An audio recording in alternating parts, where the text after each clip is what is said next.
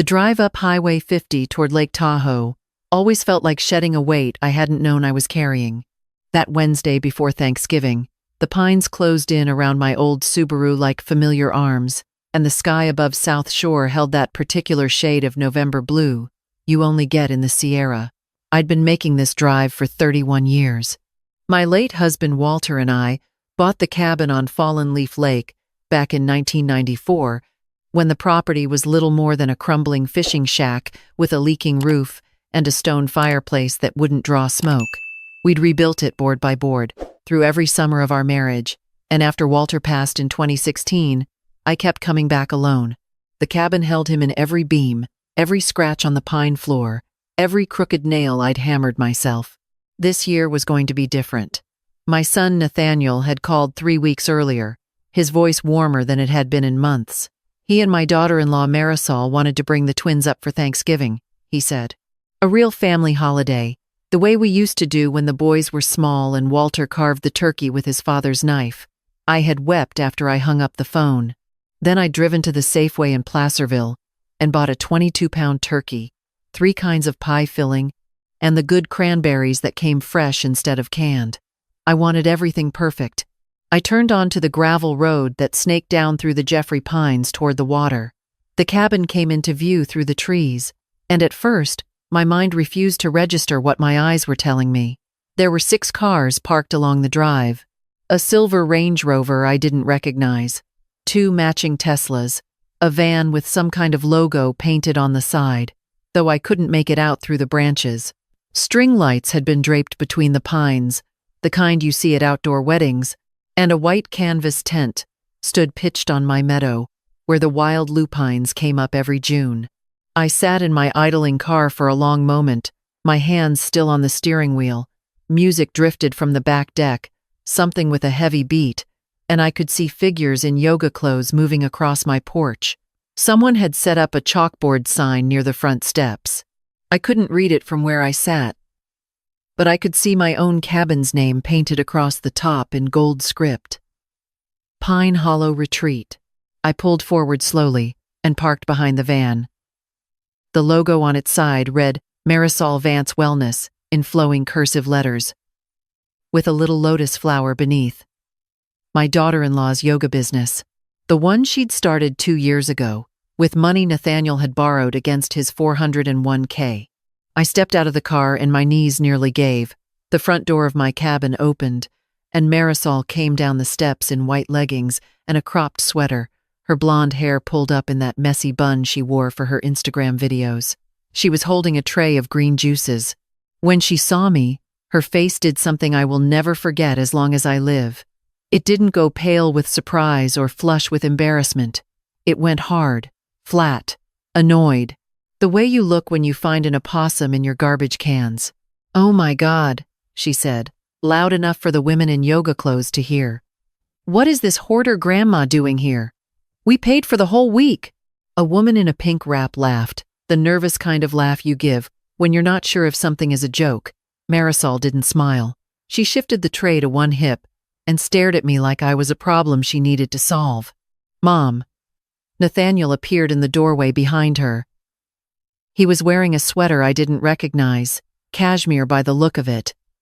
He didn't come down the steps. He stood there with one hand on the doorframe, and when I caught his eyes, he looked away, down at his feet, just like when he was 8 years old and I caught him stealing quarters from my purse. "Honey," I said. My voice came out steadier than I expected. "What's going on here?" Marisol set the tray on the porch railing with a hard clack. "What's going on is that Nate told you we'd be here. I have 14 paying clients arriving for a 3-day wellness retreat. 14. At $1,500 each. You need to go." Behind her, I could see through the open door into my own living room. The couch I'd reupholstered with Walter the summer before he died had been pushed against the wall and covered with a white sheet. My grandmother's braided rug was rolled up and shoved behind the armchair. They had set up rows of yoga mats across my floor. On the mantel, where the photograph of Walter holding our first grandchild had always stood, there was now a brass singing bowl and a stack of crystals. I looked at my son, my only child. the boy I had rocked through colic and walked to kindergarten and sat up with through 2 bouts of pneumonia. He was 41 years old now, and he could not meet my eyes. "Nathaniel," I said quietly. "Mom, can we talk about this later? Marisol has guests. We can find you a hotel in State Line. I'll pay for it." Something inside me went very, very still. I have felt anger before in my life. I felt it when my father slapped my mother at the Christmas table in 1972. I felt it when Walter's first employer cheated him out of 6 months of commissions. But what I felt standing on that gravel drive was different. It was the cold, clean thing that comes after anger burns itself out. It was decision. I smiled. I felt the smile reach my mouth but not my eyes, and I saw Marisol register it with a flicker of something that might have been unease if she'd been capable of such a thing. "Of course, dear," I said. "I wouldn't want to interrupt your guests. I'll head back down the hill. Mom, I really am sorry. I'll call you Sunday." "You do that, sweetheart."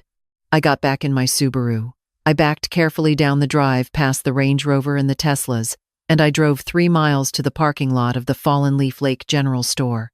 I parked under a pine tree, turned off the engine, and sat there with my hands folded in my lap for exactly 2 minutes. Then, I took out my phone. I took screenshots of every photograph I had taken with my shaking hands as I walked back to my car. The canvas tent on my meadow, the chalkboard sign reading Pine Hollow Retreat, the Marisol Vance wellness van, the license plates of every vehicle in the drive. I uploaded them all to my cloud storage and emailed copies to myself. Then I searched the internet for Marisol Vance Wellness and Pine Hollow Retreat. What I found made my stomach turn over. There was a whole website, professionally built. My cabin's photographs, taken without my knowledge, were plastered across the homepage. There was a booking calendar showing retreats, scheduled through May of next year. There was a page about the property that described it as Marisol's Family Sanctuary, lovingly opened to the wellness community. There was an Airbnb listing under the name Marisol Vance, with my cabin as the featured property, and over 40 reviews going back 18 months. 18 months. She had been renting out my cabin for a year and a half. I drove to the Best Western in South Lake Tahoe, checked into a room on the 2nd floor, and sat down on the edge of the bed. I didn't cry. I took out the leather notebook my sister had given me for my 60th birthday, and I began to write every detail. The date, the time, what Marisol had said, word for word, the number of guests, the price per head, the name of her business, every license plate. Then I called my lawyer. Eleanor Reyes had been my attorney for 20 years, ever since she handled Walter's estate. She was 73 years old now, and mostly retired, but she still kept an office in Sacramento, and she picked up on the second ring. When I finished telling her what I had found, there was a long silence on the other end of the line. "Margaret," she said finally, "you listen to me. Do not go back to that cabin tomorrow. Do not call Nathaniel. Do not post anything online. You're going to drive to my office Friday morning, and in the meantime, I want you to write down everything you remember about the last 2 years. Every strange charge on your accounts. Every piece of mail that seemed odd. Every time something went missing from the cabin that you couldn't explain. Eleanor, what is this? Margaret, this isn't a family dispute. What she's doing, listing property she doesn't own, collecting money under false pretenses, that's wire fraud. That's a federal crime. And if she forged anything with your signature, we're looking at identity theft on top of it, possibly elder financial abuse under California Welfare Code 15,610.3. Do you understand me? I understood her. I lay in that hotel bed that night, with the heater rattling and the parking lot light spilling through the curtain, and I thought about all the small things I had let myself not see. The receipt from a hardware store I'd never shopped at, charged to my credit card last June, that I'd assumed was a mistake. The time the cabin's key hadn't worked the first try when I arrived in August, and I'd thought maybe the lock was sticking. The stain on the guest room rug, I'd blamed on a leaking roof. The box of my grandmother's linens that I couldn't find last spring and had assumed I'd moved without remembering. I had been letting myself not see, because the alternative was to admit that my son had stood by while his wife picked my life apart piece by piece. I drove to Sacramento Friday morning, Eleanor met me at her office on Capitol Mall and listened for 2 hours without interrupting. Then she called in a woman named Danica Okonkwo from the firm down the hall, who specialized in elder fraud and had worked cases with the FBI field office in San Francisco. Danica looked at Marisol's website, scrolled through the Airbnb listing, and then pulled up something on her laptop that made her jaw tighten. "Mrs. Holloway," she said, "I need to ask you something important. Have you ever signed a property management agreement with your daughter-in-law? A power of attorney of any kind? Anything that would give her authority to act on behalf of your property?" "Never." She turned the laptop toward me. It was a PDF document. A property management authorization, dated March of last year, giving Marisol Vance full authority to rent and manage the cabin at Fallen Leaf Lake. My name was typed at the bottom. Above the typed name was a signature. It was my signature, or something that looked very close to it. Close enough to fool a notary, apparently, because there was a notary stamp beside it. I have a small tremor in my right hand from a mild stroke I had in 2019. My real signature has a specific hitch in the capital M. This signature was smooth. Too smooth. "I never signed this," I said. My voice was shaking now, for the first time since I'd driven away from the cabin. "I have never seen this document in my life." Danica nodded slowly. "Then we have a forgery, and we have a notary who either participated in the fraud or was deceived. Either way, this is no longer a civil matter." That afternoon, I sat in a conference room on the 4th floor and told my story to a special agent from the FBI's San Francisco field office over a video call, a woman named Agent Tamsin Brooke. She was maybe 45 years old with graying temples and the most patient voice I have ever heard. She asked me questions for 3 hours. When we finished, she told me they would open a federal investigation into wire fraud and identity theft, and she asked me not to confront Marisol or Nathaniel until they had gathered evidence. She also told me something that stayed with me for weeks afterward. "Mrs. Holloway, I want you to understand. Women your age are targeted for this kind of fraud at a rate you would not believe, and it's almost always family. The statistics on who does this to elderly parents, 70% of the time, it's the adult children or their spouses. You are not an unusual victim. You're a very typical one, and you did exactly the right thing by not confronting them at the cabin. Most people give themselves away in the first hour." I thanked her, and I drove home to Auburn, and I waited. The next 5 weeks were the longest of my life. Nathaniel called twice. The first time he left a voicemail saying Marisol was stressed and hoped I could understand that her business needed the space. The second time he said he was sorry for the way things had gone and could we have lunch after the new year. I did not return either call. Eleanor had instructed me to let them believe I was cowed, embarrassed, confused, an old woman who had decided not to make a fuss. Meanwhile, Agent Brooks' team did their work. They subpoenaed the Airbnb records and found that Marisol had collected over $112,000 in rental income on my cabin over 18 months. They traced the notary, a man named Kevin Dresser who had a little shop in Stockton, and found that he had notarized 4 other forged documents for Marisol, including something that turned out to be worse than anything I had imagined. On a cold Tuesday in January, Eleanor called and asked me to come to her office. Danica was there, and so was Agent Brooke, who had driven up from San Francisco. They sat me down and showed me 2 more documents. The first was a durable power of attorney, dated 11 months ago, naming Marisol Vance as my attorney-in-fact for all financial matters. Forged signature, same notary. The second was a letter from a physician in Modesto, a doctor, Lionel Whitaker, stating that I had been evaluated and showed signs of early-stage dementia, that I was no longer competent to manage complex financial affairs, and recommending conservatorship. I had never met Dr. Whitaker. I had never set foot in his office. My annual physicals were done by Dr. Sandra Park in Auburn, whom I had seen for the last 14 years. She was building a case, Danica said quietly. "Margaret, we believe she was preparing to file for conservatorship. If she had succeeded, she would have had legal authority over your property, your accounts, your medical decisions, everything. I sat very still in that chair. I thought about my son. I thought about the twins, my grandchildren, 8 years old, who I had held as newborns and taught to fish off the dock at Fallen Leaf Lake. I thought about every Sunday dinner I had cooked for Nathaniel and Marisol over the last 9 years of their marriage, and I wondered how many of them had been held around a table while Marisol was already planning this. How many had Nathaniel known about? "Does my son know?" I asked. Agent Brooke hesitated.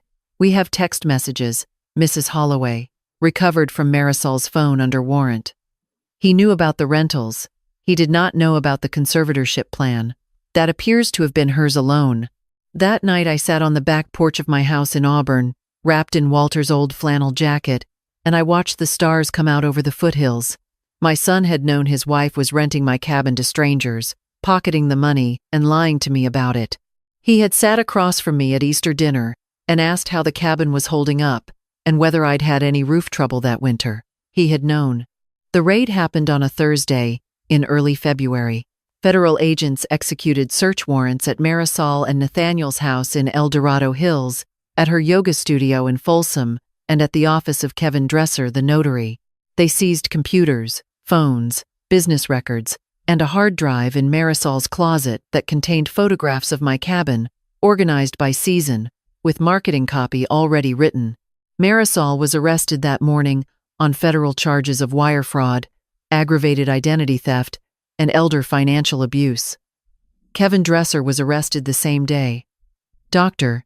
Lionel Whitaker was placed under investigation by the California Medical Board within 48 hours, and his license was suspended pending the hearing.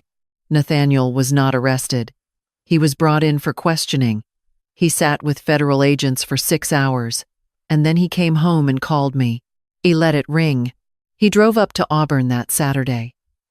I saw his car pull into the drive through the kitchen window. He sat in it for a long time before he got out. When he rang the doorbell, I opened the door but did not step back to let him in. "Mom." "Nathaniel." "Mom, I had no idea about the medical letter. I swear to you. I swear on the twins. I didn't know." I looked at him, my only child, the boy I had loved more than my own life, and I saw him clearly for the first time in a very long time. "You knew about the rentals." He opened his mouth. He closed it. I watched his face do the same thing it had done on the porch at the cabin, the looking away, the shoulders sinking. She said it was temporary. She said it was just to get her business off the ground. She said you'd understand if we told you after. $112,000, Nathaniel. For a year and a half. That's not a business starting up. That's a business built on the back of a fraud. Mom, please. The twins. Think about the twins. If I go down in this too, they lose both parents. And there it was. Not remorse, not apology, negotiation. He had come to ask me to soften my statement, to tell the prosecutor he hadn't really been involved, to help him the way I had always helped him. Because that was the shape our relationship had taken over the years, and he did not know how to come to me in any other form. "Nathaniel," I said, "I love you. I will love you until the day I die. You are my son. But you sat at my Easter table last year and asked after the cabin while your wife was collecting rent on it, and you said nothing. You stood in the doorway of the cabin I built with your father and watched her call me a hoarder grandma, and you said nothing. You are 41 years old. You are not a child. I am not going to lie to the federal government for you. Mom, please. You should go. I need you to leave." He stood on the porch another long moment. Then he walked back to his car and he drove away, and I closed the door and sat down on the floor of my foyer, and I wept for the first time since the whole thing began. Not for my cabin, not for the money, for the boy with paint on his cheek, who had once handed me nails while Walter framed the back deck. Marisol's trial was scheduled for the following fall, but she took a plea deal in July. She was sentenced to 32 months in federal prison, 3 years of supervised release, and restitution of $146,000, which included rental income, damages to the cabin, and my legal fees. Kevin Dresser got 18 months. Dr. Whitaker surrendered his medical license and was barred from practicing in California for life. The state of California opened a separate elder abuse case that is, as I write this, still working its way through the system. Nathaniel was not charged criminally. He made a deal with the U.S. Attorney's Office, testified against Marisol, and agreed to pay civil damages. He and Marisol divorced while she was awaiting sentencing. He got primary custody of the twins. He sold their house in El Dorado Hills and moved into a rental in Roseville. He sent me long letters. I read them all, but I did not write back for almost a year. I drove up to the cabin in early May when the Lupines came back. Walter's cousin Raymond, who had been a contractor in Reno for 30 years, had come up over the winter and put everything right. New locks, new carpets where the yoga classes had stained the originals, the couch back in its proper place. My grandmother's braided rug unrolled and beaten clean. The photograph of Walter and baby Nathaniel returned to the mantel, where the crystals and singing bowl had sat. I sat on the back deck that first evening and watched the osprey fish over the water, the way they always had, and I thought about what I wanted to do with the cabin now. I knew one thing. I was not going to leave it to my son. I put the cabin in a trust. I worked with Eleanor on the language for weeks. The cabin will pass to my grandchildren, the twins, on their 25th birthdays in equal shares. Until then, it is held and maintained by the trust, and I can use it for my lifetime. Nathaniel has no ownership interest and no ability to influence its management. The trust document spells this out clearly. If the twins want to let their father use the cabin when they inherit it, that will be their choice to make as adults, but the decision will not be his. I saw Nathaniel for the first time at Christmas this past year. I invited him and the twins to my house in Auburn for the day. We ate a small turkey. The boys, who are 9 now, helped me make the stuffing from Walter's mother's recipe. Nathaniel was quiet, careful, watchful. At one point, he stood at the kitchen window with a dish towel in his hands, and he said, without turning around, "Mom, I don't know how to ever make this right." "You don't," I told him. "You live with it. You are kind to your sons. You do not make this kind of choice again. That's all there is." He nodded. He kept drying the dishes. Marisol writes to me from the Federal Women's Facility at Dublin. She asks for forgiveness. She tells me she's in a 12-step program, and she has come to understand how her greed hurt many people. I do not answer her letters either. I am 68 years old. I have learned that some letters do not require a reply.